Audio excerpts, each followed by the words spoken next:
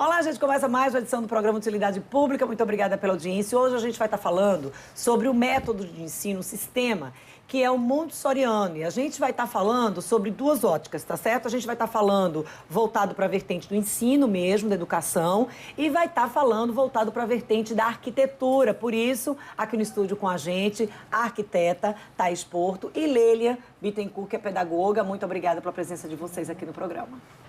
O método Montessori nada mais é que a pesquisa, né? Uma pesquisa científica, empírica, idealizada, né? Inicialmente pela médica psiquiatra e pedagoga Maria Montessori. Né? Surgiu na Itália, por ela ser italiana, mas hoje difundida no mundo inteiro. Né? Hoje nós estamos em Sergipe, difundindo a metodologia, e muito feliz, né, de encontrar uma arquiteta que trabalha sobre a ótica Montessori. E aí, na prática, quais são as vantagens, como é que é a atuação, como é que funciona, por que é tão diferente? Então, assim, a gente acaba vendo que é muito mito, né, por isso. Não é diferente, é uma construção. Maria Montessori costumava dizer que a criança nasce já com esse aprendizado interiorizado, né? Ela dizia que a criança era um álbum e que o adulto precisava folhear esse álbum, precisava chegar até essa criança.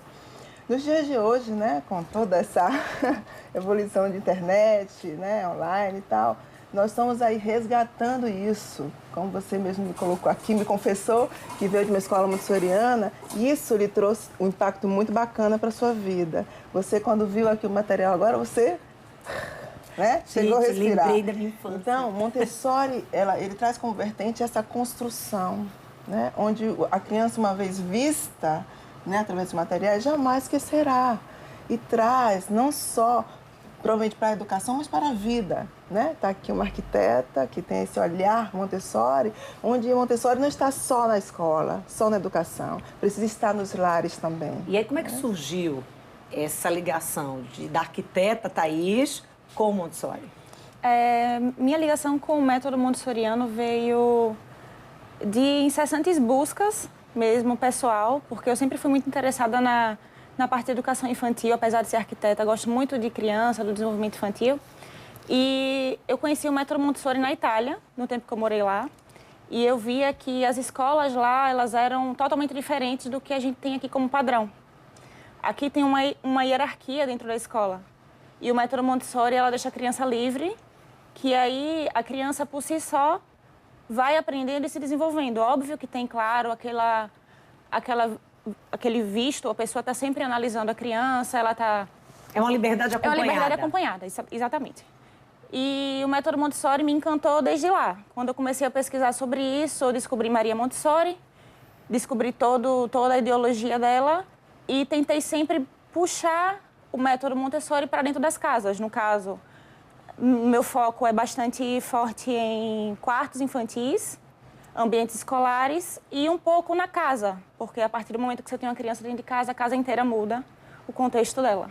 Na prática? Então, na prática. Na prática, o que a gente poderia trazer para ajudar quem está em casa a identificar que diferenças são essas na hora de você pensar um ambiente voltado para o método montessoriano? O ambiente infantil do método montessoriano, ele é um ambiente livre.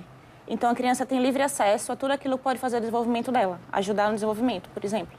A criança, quando começa a engatinhar, ela já tem acesso aos brinquedos na altura da mão, a barras de apoio, a espelhos, isso tudo ela faz um desenvolvimento muito melhor. Então, aquela criança, quando ela vai crescendo, ela já tem um desenvolvimento próprio. A curiosidade da criança leva ela a se desenvolver. Ela fica com uma independência saudável. Exatamente, exatamente. Então, uma das vertentes, né, da Montessori, da metodologia, é justamente isso, esse ambiente preparado, quer seja numa escola, quer seja no ambiente. E a nossa arquiteta aqui, ela está dentro dessa vertente, totalmente dentro da vertente montessoriana.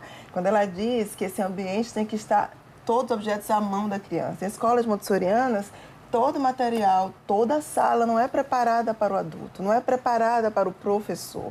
Até porque nós identificamos o professor dentro de uma sala montessoriana como acompanhador, como orientador, né? Como essa ponte. A sala é dela, é preparada para ela. Então, todo o material está à mão. É comum vermos no meu início lá, 30 anos atrás, dizer que Montessori era a metodologia da liberdade. Também uma ideia errônea. Montessori é a liberdade com responsabilidade. A partir do momento que a criança ele tem nas mãos dele materiais, móveis na casa dele, de acesso a ele não vai precisar usar isso com irresponsabilidade, porque ele sabe que ele é capaz, ele sabe que o adulto está dando para ele, né, essa responsabilidade. E o acompanhamento desse método é importante a gente trazer isso, até para evitar esse tipo de equívoco. Ele também traz, ele destaca a questão da organização. Você tirou do lugar, você coloca no lugar. Ou seja, por que você coloca? Porque você não vai precisar de alguém para colocar aquele brinquedo numa estante. Porque a estante está ao seu alcance. Então, você vai brincar e você vai devolver, guardar o brinquedo. Ou seja, é mais um avanço quando a gente está falando em termos de educação, convívio. É para a vida. Isso, para a vida. Ela costumava dizer que tudo do intelecto passa pelas mãos.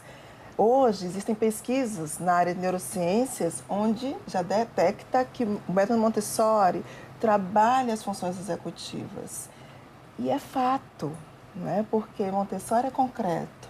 Se é concreto, mexo com o psíquico, mexo com essa questão da execução. E a execução, quando você executa, você nunca mais esquece em forma de aprendizagem, né?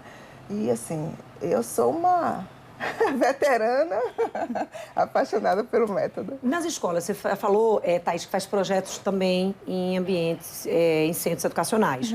Como é que é montar uma sala no método montessoriano?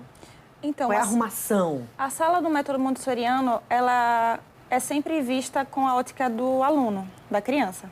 Então, todos os móveis são na altura da criança, a ergonomia toda é pensada para a criança, as mesas de estudo, quando se tem, são pensadas para as crianças, a organização dos objetos, pensada para as crianças. Então, o professor ele é um coadjuvante do desenvolvimento.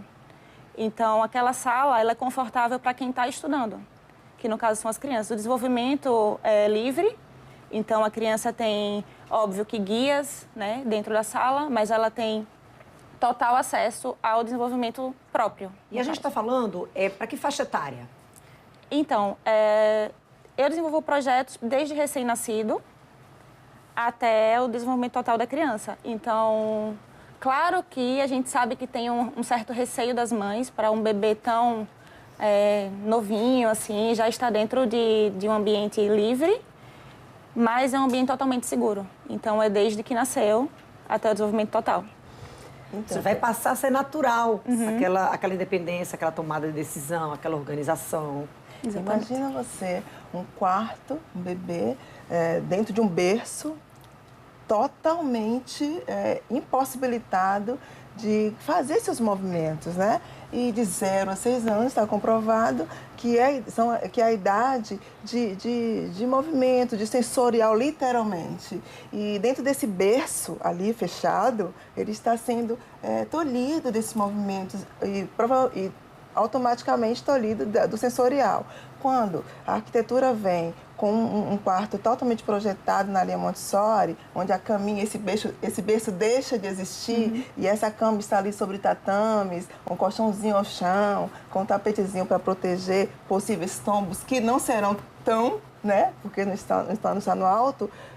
Claro que essa criança vai ter a liberdade de desenvolver melhor esse sensorial, essa parte neural dela. Não vai ter aquele atraso de estar sempre com um obstáculo ali que não permite. E essa preocupação de mães cai por terra, né? Quando ela começa a conhecer, vê que, claro, que é muito melhor estar num quarto preparado, num ambiente preparado para esse bebê. E aí ainda a gente vai falar sobre esse assunto. Eu queria, inclusive, a gente comentar algumas fotos de projetos, inclusive da Thaís, aproveitando, seguindo esses exemplos práticos, e também explicar um pouco disso tudo que a Lélia trouxe aqui pra gente. Bom, no meu caso, para lembrar minha infância. Sim.